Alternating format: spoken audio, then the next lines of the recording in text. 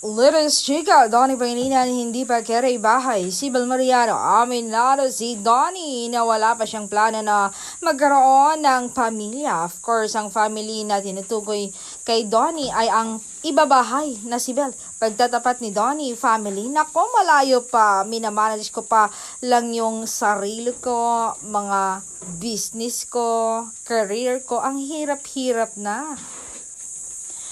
Nakafocus ako ngayon sa work, ganon din si Belle.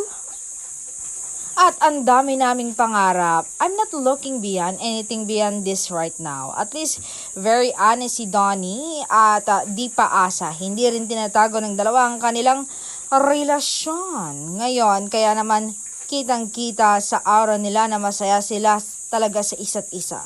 Say ni Donnie, talaga.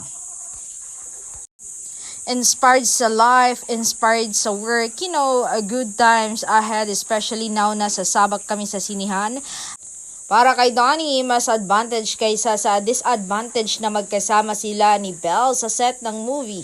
I think it's more of an advantage kasi nagkakaintindihan kami sa schedule. Nagkakaintindihan kami kung pagod ang isa't isa, kung ano yung pinagdadaanan. At least, meron kang kasama, diin ni Donnie.